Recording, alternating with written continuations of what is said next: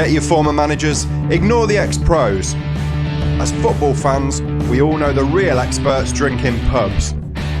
It's funny, it's argumentative, and often it's just plain wrong. Welcome to the Foss Arms Public House and welcome to the Leicester City Pubcast.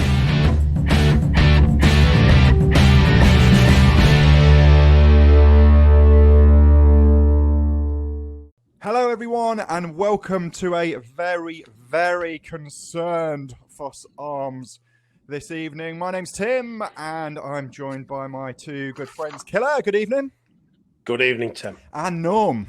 Good evening. And as you can hear, we are gloomily looking into what are cloudy pints of Trumpwell's IPA tonight because it's crash out of the Europa League. Bang! Beaten by a bang average Arsenal side. And worst of all, wallop with two more injuries to key players. And what a difference a week makes, Killer. And it all started with misery at the hands of Slavia Prague. Tim, I'm not going to lie, I'm in an absolutely stinking mood. And I tried to liven the mood just before tonight's broadcast by pouring myself, not a pint of Trumpwell's IPA, I actually went for a special brew. It's called Trumpwell's Old Pizzle. And that was off. So I threw that at the cat, obviously. And yeah, I'm not in a great mood. We'll start obviously with Slavia, which was horrible. I'm not even going to really talk too much about the performance because we all saw it. It was abject. We were beaten by the better team.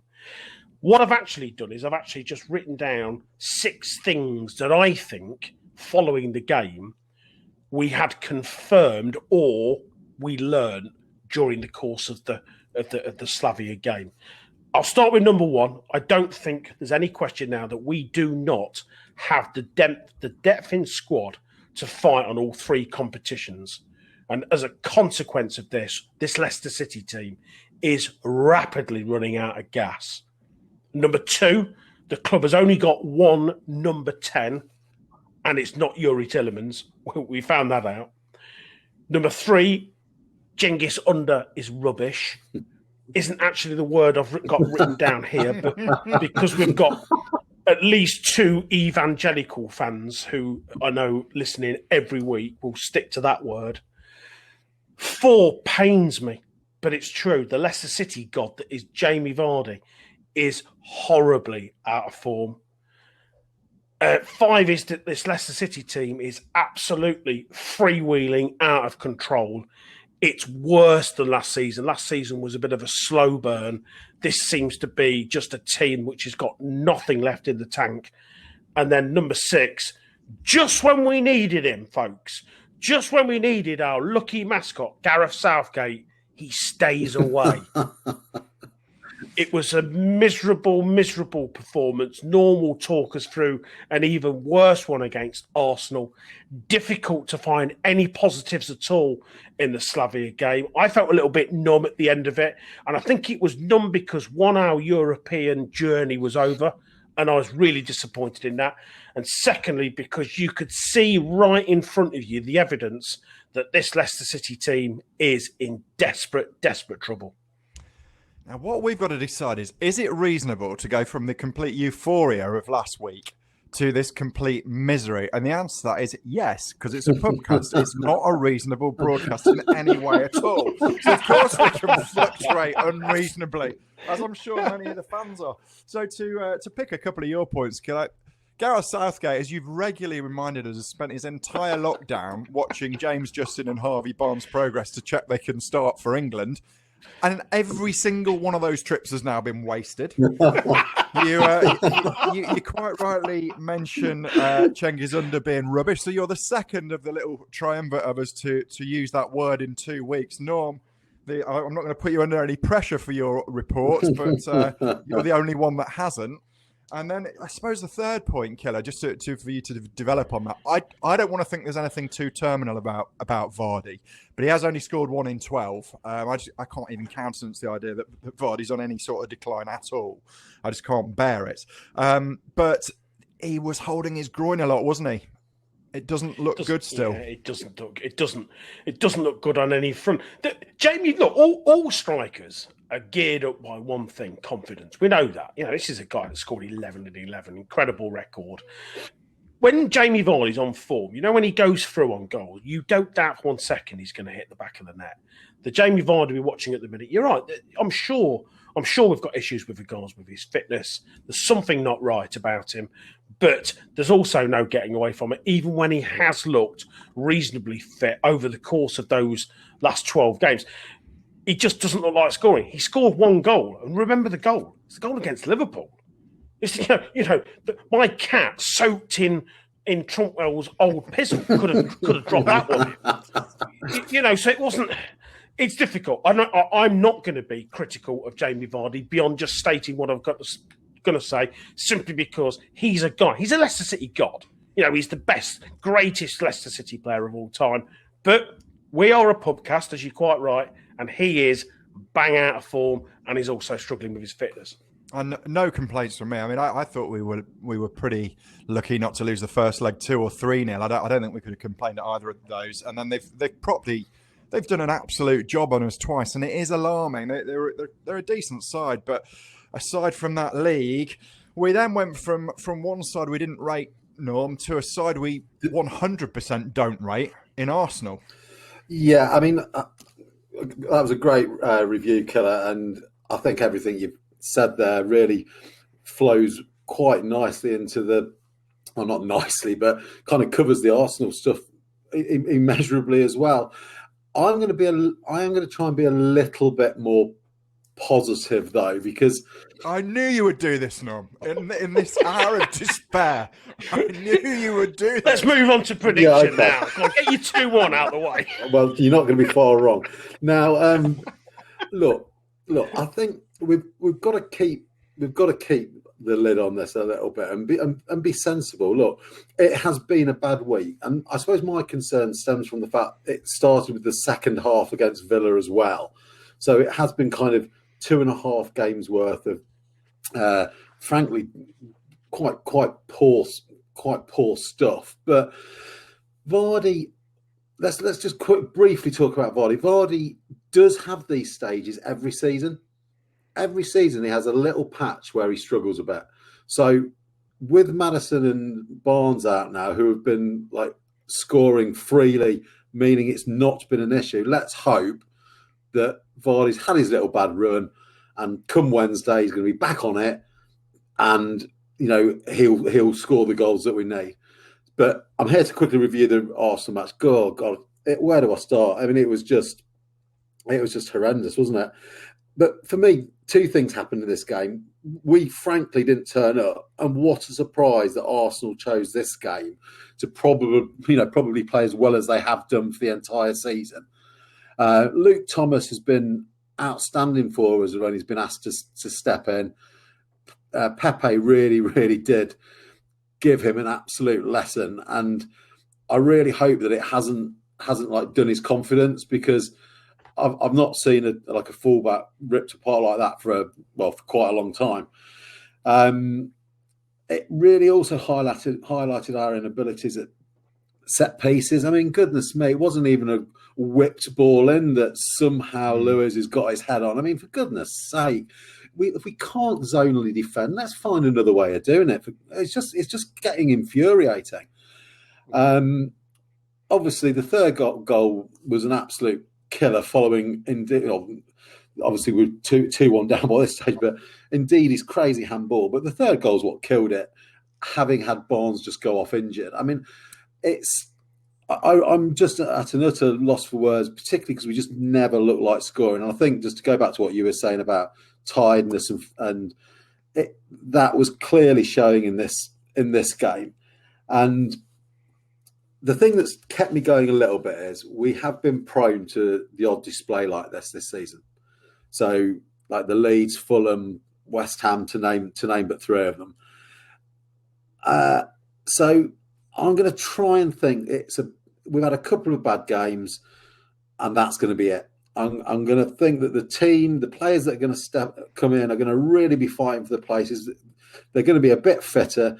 And yes, Chendi under is rubbish, but maybe for the next couple of games he'll get a start and will actually show us what he did do when he fed Vardy for the Arsenal winner when we played them at the Emirates.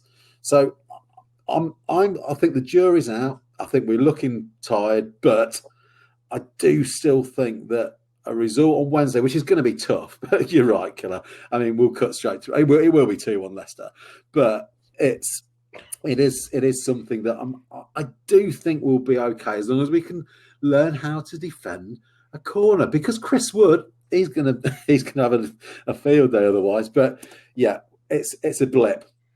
That is all it is. So come on, lads. We've had weeks of being positive. Let's keep up the positivity. So let's just have a look at a few of the a few bits of information and stats here. So the injured relevant players are just. I mean, listen. What about this for a list of misery? Justin, Evans, Fofana, Pratt, Maddison, Barnes, and Perez. And if you want some data behind this, then we've had the second most days of player days of injury in the Premier League, well behind Liverpool, bizarrely, but obviously most of theirs are Van Dijk and Jota, so 2 players. We just seem to have had a whole list of players. So what I did was try to put together a team that could play, assuming that they're not half asleep, which most of them look this week. It's not a bad side, but there's just nowhere to go if anyone has to come off. So what do you think about this, Killer, for midweek? Schmeichel, Pereira and Castagna at full-back, Soyuncu and Amarty, ouch, at centre-back. Then across the middle, on the wings, all Brighton and under, again, ouch. And in the middle, Ndidi and Tielemans, which should be fine, although Yuri looks like he's on his last legs. And then Iheanacho and Vardy. And Perez is apparently injured. I didn't know that. So then on the bench, we'd have a Tavares, Mendy and Hamza, and goodness knows who else, presumably Thomas and a couple of other youngsters. The worry for me, Tim, is, and it wasn't so much the 3-1, bad enough in itself. There was 2 things for me that were worse than the result on Sunday. And that was, one, the injury, obviously, to Barnes, which was obviously, massive blow. But if you looked at one point, I looked at Ricardo Pereira and he had gone. He hadn't got any lead left in his pencil whatsoever. Yuri Tielemans, exactly the same as well. It was like there were just a Leicester team that were just totally out of gas. Now, professional footballers, recovery and all that. And who knows? Let's be honest. I mean, we'll get on to the Burnley game. And thankfully, we are playing a team that's also, looks like they've hit some really bad form.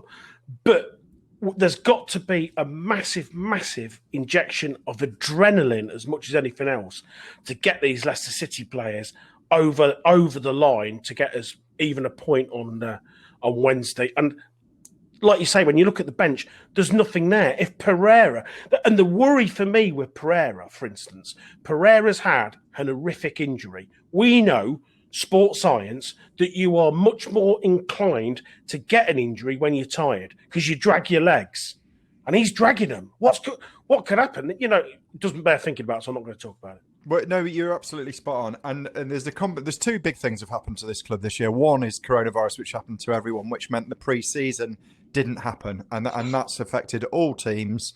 The season's been shortened. The pre-season didn't happen, and that work that is, we now know through sports science, that's done pre-season sustains them in the later part of the season. And if that is not done, they're susceptible to soft tissue injuries. The other thing is and I was particularly concerned about this at the start of the season, the Europa League has done for us, in a way it's done for every other English team over the last few years that's gone into it, because they wouldn't have the same miles in their legs if they hadn't done that. Norm, before the game, Leicester were 2-5 to qualify for the Champions League. We're now joint 4th favourites. So I nip and tuck with Chelsea at 10-11. Do you think that's fair? What a swing around. Well, look, it's a bit of an overreaction from one game, but I think the key here is the injuries, isn't it? So it probably is. It is fair. Harvey Barnes has scored the most goals for us from open play this season. I mean, bear in mind, a lot of Vardy's have come from the penalty spot. So, with him, Maddison and Vardy not firing, That's fair. Yeah, that is fair. Has to be fair, doesn't it? On the plus side, all these players won't be out for the full season. And Rodgers, bizarrely, I thought yesterday, has apparently said that Barnes has a knee injury that requires an operation, so he'll be out for 6 weeks minimum. That seems to me extraordinarily short time. And let's hope it is an extraordinarily short time. There is a reason for that, Tim. It's a bone injury. A bit of bones come off his patella, so it's not a muscle injury. It's basically clearing his knee out, and they're very confident that he will be back. And also, he said that Evans is from the old school, and I think there's a good chance he'll probably play against Burnley. Well, that would be an absolute bonus, wouldn't it? It certainly would. Let's cheer everyone up. Either that, or let's talk about the worst manager we've ever had. So, if ever there was a night not to do this feature, it was tonight, wasn't it? Can't we do best ever game? I must explain ourselves here, I think. So, unfortunately, we do this running order well before the results of the week go through. So, we decided it would be fun this week to talk about the worst manager we've ever had. And that wouldn't perhaps have been the thing we'd have gone for if we'd known what was going to happen. But, Norm, kick us off with your candidates. Okay, so Brendan Rodgers. No.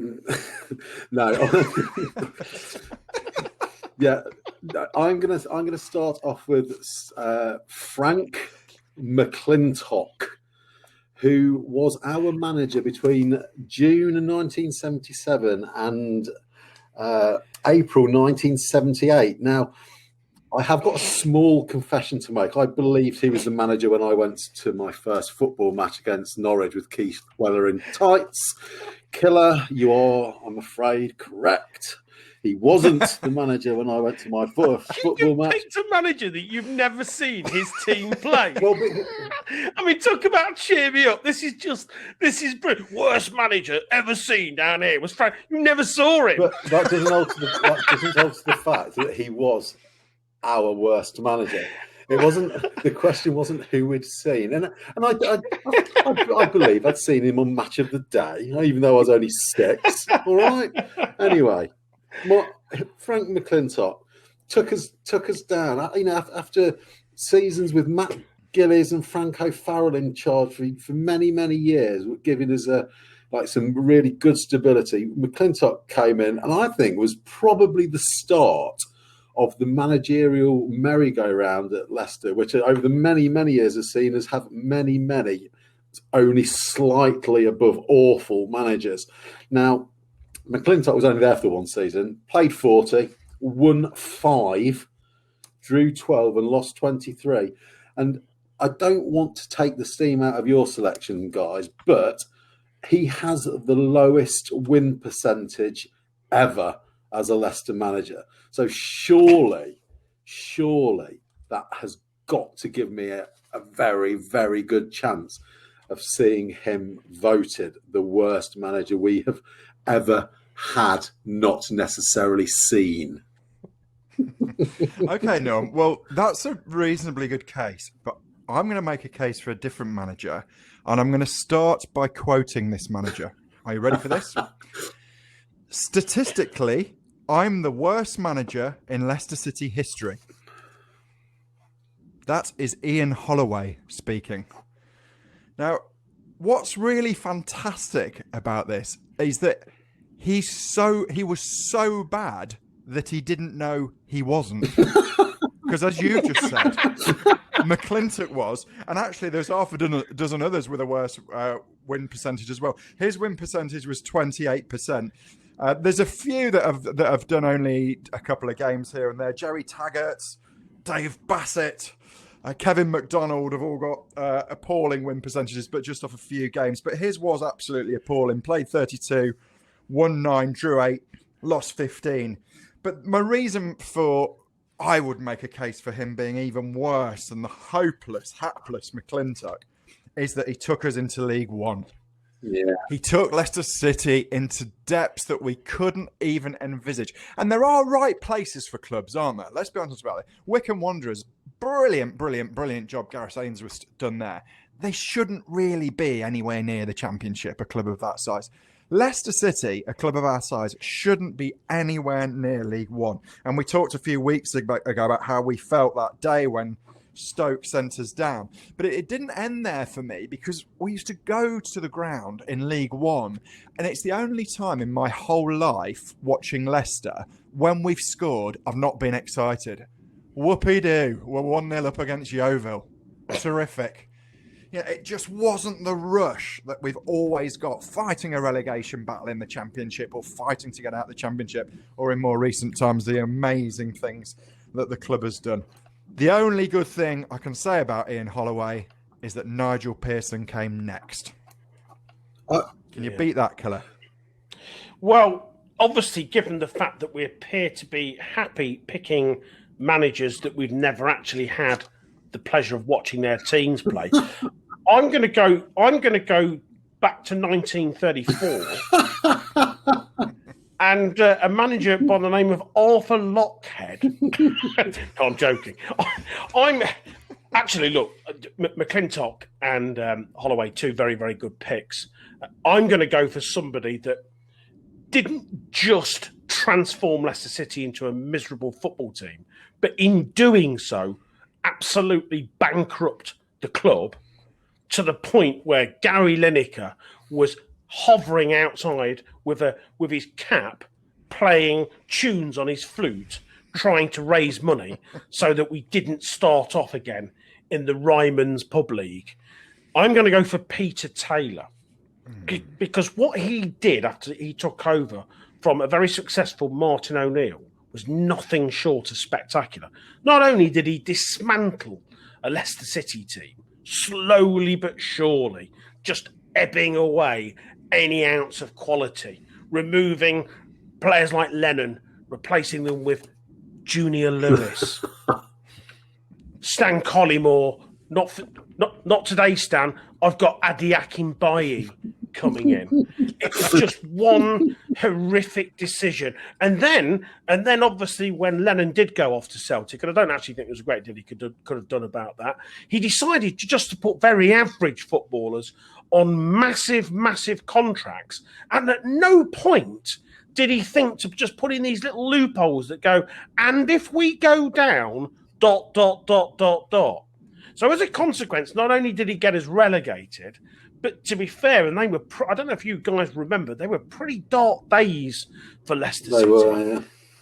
You know, pretty horrific. The administrators, this sort of 12-point deduction you get for administration, all came from Leicester City, by the way. All came from how we ran our accounts when we got into financial trouble. And the only good thing about Leicester City getting in really bad financial trouble, forget all of the local contractors who were just bumped off, which was, I think, still a despicable thing to do. But the only good thing was, having sacked Dennis Wise, we sacked a footballer. Just tell me when you ever hear those lines. We were so skint that we turned round and said, "You've hit Callum Davidson." Oh, yeah, pro footballers having a fight. True, folks. Yeah, I mean, it only happens probably about 18 times a week. Okay, but all of a sudden, we had a chance to sack him and get out of his massive contract. So we did. We sacked him. And Dennis Wise would have been successful in his case. There's no doubt about it. Apart from his contract was with Leicester City PLC. And Leicester City PLC, folks, as we all know, they had been declared bankrupt. So he couldn't get a penny out of us. Horrific times, the Peter Taylor eras, folks. Still lives with me, because of just the horror of how good we were under O'Neill, to the point where we were a potless relegated team. Dark days, very dark days. Right, well, Killer, I'm going to let you have the first vote. Obviously, you have to vote for someone who is not your own nomination. But just before you do that, interestingly, as you mentioned, Callum Davison, not a popular Leicester player at the time, wasn't he? And he won the League Cup as St Johnson manager this week. So good mention. Well good done, mention, Callum Davison. Yeah, well done, Callum. Great effort. Go on then, Killer. You can have the first vote. Who's the worst manager we've ever had? Well, you see, look. Obviously, you've picked two absolute stinkers, but I'm going to go with McClintock, despite my ripping of Norm, simply because it appeared that McClintock bought most of the Arsenal double winning team, who were all about 58, and took Leicester down. And it took a massive Jock Wallace rebuilding job to bring them back up. So yeah, I'm going to go for McClintock. And Norm? Well, Killer's scratched my back. I shall therefore scratch his. I'm feeling. Who was that team that lost out when West Germany and Austria passed it across the back four for an entire World Cup? Remember? Yeah. I'm feeling a bit like that team. No, look, Tim, you made an excellent case for Holloway, and he did take us to the first division, other than first division, and it was a terrible time. Just before I confirm why I've chosen Killer, but a bit disappointed to hear you say that you didn't celebrate goals, because I don't think it really matters. I think we were just very successful that season, and I think that's a disgusting thing to say, and I'm a little bit upset by you. But it's what you feel, isn't it? It didn't feel right. We were obviously going to go back. It seemed very early on that we were going to go straight. Yeah, Tim, and that's why I'm giving you beating up these little teams. Tim, there was no joy in that for me. That is why I am not. That is why I'm not. Really, really, really disappointed with you, because I think it's more to do with the fact that we were so successful that it just got a little bit, samey, that we were winning and scoring all the time, rather than cheering your team, when we were like one down and would equalise. But anyway, Killer wouldn't. I think the way you described it and the way what he did for what he failed to do for the club, and the financial aspect and all of that, I think that is why you are absolutely right. He almost took our club, off the face of the earth, not just down. So well done, Killer. It is Taylor for me. Tim? I'll go for Taylor as well, just for one of the things I love about our excellent fanzine, the Fox, which I'm sure a lot of our listeners will be regular readers of. Fantastic fanzine that we've got, and they've done a great job keeping that going, by the way. But every year when they do the awards, villain of the season, of the relevant season, Peter Taylor still gets a handful of votes every single year. So I think there is the legacy that he left is definitely there. So Peter failure, there you go.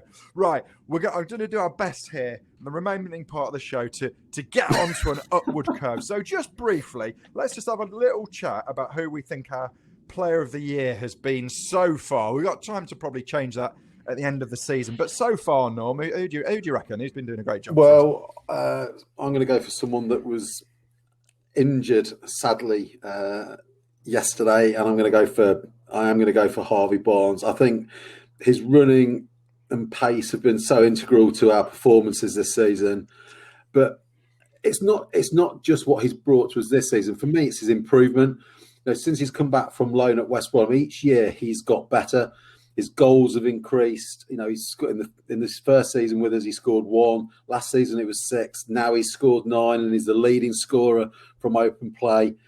His conversion rate's gone up. So I think when you're looking for a player of the season, you've got to look for someone that's not only performing at a really high level, but is continuing to improve. So for me, I've gone for Harvey Barnes, and I desperately hope he is only out for 6 weeks and gets to prove me right in the last few games of the season when he comes back. It's a great shout, Killer, actually, isn't it? I remember in this Slavia second leg when he left him out and then brought him on, I felt such a relief at the time, and we still had a reasonably good chance of going through at that point. Thank goodness he's brought Harvey Barnes on. A year ago, we'd have been nowhere near saying that, would we? No, he's doing really. He's just picking the pace up. What I like about Harvey Barnes as well is you can also see the potential for him to get even better and even better. Because I still think sometimes when you watch him, he still has that inconsistency, he still drifts in and out of games. And I don't mind that at this stage, because actually he's still a relatively young man and he's still learning his trade. And if you think about the improvement he's made from 12 months, he's probably not going to make the same level of improvement again. But even if he improves 50% as much, you're starting to move into that upper echelon, really, of very, very, very good footballers. And obviously, he would be staring down a barrel then of an England regular start, you'd imagine. Yeah, I mean, the club apparently have been talking about giving him a new contract because he is the one I'll be a little bit worried about this summer. Not from a point of view of him rattling his cage at all, but I think the big clubs could well be sniffing around him. I was starting to think he might start for England in the Euros, but we'll have to see where this injury leaves him. Let's be honest, Tim. We don't want him to, do we? That's a horrible thing to say. This is going to be such a dilapidating season, and of course we're all England fans. But I'll just say this quite selfishly, with regards to Maddison and Barnes and possibly Justin. Although I think that's looking unlikely now. I don't want him to go. I don't want them to play for England. I want them sat on their sun loungers in Dubai and absolutely, literally roaring fit, ready to come back in August. Yeah, I think Maddison's got a bit more to do to convince Southgate. But if Southgate's still at our games, we'll know he's watching Maddison because there's no one else left to watch. I'll make a case for Schmeichel. And the reason I'm going to make a case for Schmeichel is that I think after Vardy, he's our most irreplaceable player. And I was going to go through the list of keepers in the Premier League. I remember doing this exercise a year or so ago and thinking, actually, you think Schmeichel one of the best keepers. You go down that list and you think, blimey, there were some pretty good goalkeepers in the Premier League that actually, maybe you would swap Schmeichel. Clearly, Edison, Alisson before he lost the plot. Various others, some very, very good goalkeepers, Nick Pope in the Premier League. This season, I'm just really struggling to think who I'd swap Schmeichel for. Two specifics, really. The save he made against Firmino, I think Firmino was offside, but when he stuck his right hand out, his right hand that was made of concrete, because it was about 3 yards from him, it was an impossible save to make, and it didn't really get the credit that it was due, but he's made a few of those this season. And the other thing with Schmeichel, of course, is the leadership that he's brought to the club and always has had. And you can hear his voice booming out with the lack of crowds at the moment. We're really, really going to need him to demonstrate that over the next few weeks as we go through what might be a bit of a tough time. So I'm going to put a word in there for Kasper Schmeichel. It's Peter Schmeichel there, Kasper Schmeichel. How about you, Killer? Yeah, two good choices and very worthy as well. Look, I'm going to go for the Leicester City Player of the Season. We know who he is really, and that's, of course, James Justin, who has been absolutely sensational. The travesty of this season, the real travesty, is that this fella won't play again, because it's just such a shame, given he's been immense. And again, if you go back to the beginning of the season, I think remember after the West Brom game, and everybody was turning around, and the conversation was, without question, it's going to be Castagna down one flank and it's going to be Pereira down the other. And Justin's was not even mentioned in that conversation. Yeah. And I was one of the first ones to dismiss him, as he'll be a really good sub. He's been absolutely sensational, top to bottom, outstanding player. And quick question for you guys, and realistic question as well. If he was fit, and if somebody picked the phone up and said, I want to buy him, what would your price be for him? Well, I'll put that to Tim. Just because I like that little noise normally.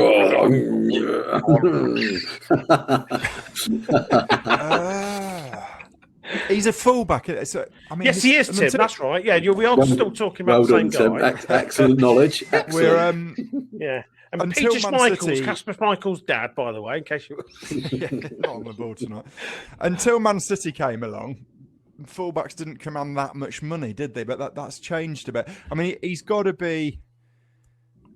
The question is as well, because we've got so many fullbacks, whether how much ironically we would let him go. I'm going to say 50 million. Ooh. Cool, blind. You can nearly double that. It'd be record transfer fee for a defender. 90 million. Wouldn't take a penny less. Not after one season. I'll go I don't somewhere in the suppose middle you're then. being serious, no, right? 75. Yeah, I'll that's go more 75. reasonable, Keller. But you know me, I like to exaggerate. Excellent. Yeah, You 75 actually million. think, Take that. you actually think Yeah, that much? definitely. I don't think that much. Not Well, after one season. it's odd though, isn't it? There is an argument in the modern day game that fullbacks are more of a commodity than centre backs. Now, Harry Maguire went for 80, which, let's be honest, is looking daft money now, isn't it? I mean, no disrespect to Big H, and he did a reasonably good job, but it is looking the sale of the century. 80 million for a guy with the turning curve of the Titanic. Really, but okay, that might have been exaggerated, but I don't know what would Trent Alexander go for. But I don't think Liverpool would consider penny less than 80. So I think Justin's got to be in that conversation. He's got a bit more of a track record, Trent, hasn't he? Yeah. Another season. Look, hopefully he's not going anywhere. Another season or so, and I think he might be in that sort of. I don't doubt he will be at that sort of number. I just maybe not quite yet. We'll see, or hopefully we won't see. No, Keller, talk to us about Burnley. How on earth are we going to get through this game? Well, look, let's not forget that we've got an excellent manager. We talked about win rates and stuff. Brendan Rodgers has got the best win rate of any Leicester City manager. The second best win rate is Nigel Pearson. No disrespect to Big Nigel, who we all love very dearly, but of course he did win a lot of games in the third tier of English football. Brendan Rodgers, whatever you say about him, is winning games at the top table of world football. So this is a guy you would want in your camp. So at the minute we're flat. We're flat because we've got a broken Leicester City team. They look absolutely spent, and we've got stacks of injuries. At times like this, you look at your manager and you go, right, come on then. What can you do? Who can you bring in? Who can you just motivate and get on side? They had a really bad result yesterday at Spurs. Apparently, they were absolutely abject. However, they've also got a good manager, and Sean Dyche has a track record also lifting his players. So I think it's going to be not a game for the neutral. I don't think it's going to be a great watch, and quite frankly, I'm not bothered if it is a great watch or not. I just want to make sure we want 3 points. I'm not going to be disappointed with one right now, but it's going to be a tough game. But I do think with Brendan Rodgers at the helm, there's a chance that he can just pull the rabbit out of the hat. Surely, Killer, we need to win this game, not take a point. Is it away from home where we're stronger against one of the strugglers? It's just the team, Tim. You know, when you mention the team and all of a sudden you think to yourself, I just saw tired foot. Tielemans knackered, Pereira knackered, Daniel Martin. I don't even like him. I don't even think he's quite up to it. I know he looks like he's done reasonably well. Centre back. I mean, I know it sounds like Evans might. I don't know. I don't like the look of the team. Cengiz Under has got to play. Don't want him there. I just don't want him anywhere near the team. I just don't like the look of the side we're going to play. Yeah, no, sadly I do agree with you. Right, what about Brighton? No, it feels to me we've played them about 36 times this season, but we're playing them. Well, I would imagine it's going to be much the same as the last game. I mean, with a full strength side, you'd be fairly confident. But I mean, I'm with Killer totally on these. Well, Burnley and Brighton. These are games about results, not about performance. We just need to grind out the results. And let's be clear, we can grind out the result and win against both teams, but it is going to be a challenge, and we just need to learn to win ugly. But as long as we don't lose, I think losing either of these games would just really, really damage the confidence. So they're both going to be massive challenges, but I think that with Brendan, he is going to be able to pick a side that has got enough to see us over the line against both of them. And come next Monday, we will be looking on things in a much more favourable way, with slightly less negativity.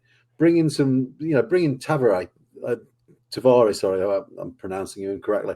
To play cricket, to bash the Burnley, Chris Wood over the head. No, I just think we need to be. Let's get these games over with, and I think that we will play a team that will be fresh-legged enough, with enough talent to see us through. So, come on, Leicester, we can do it.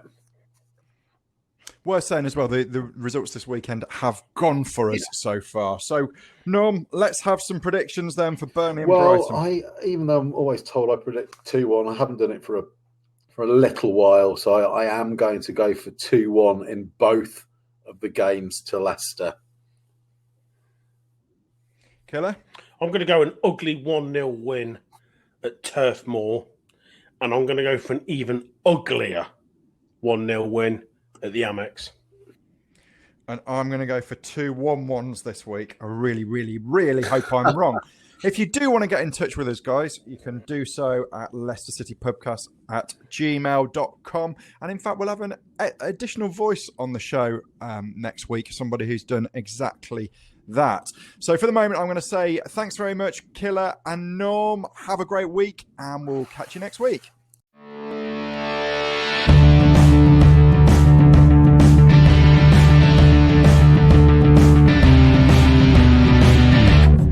Thanks for listening, everyone. If you enjoyed the Leicester City Pubcast, please subscribe and tell everyone about it. If you hated the Leicester City Pubcast, please keep it to yourselves. See you next week.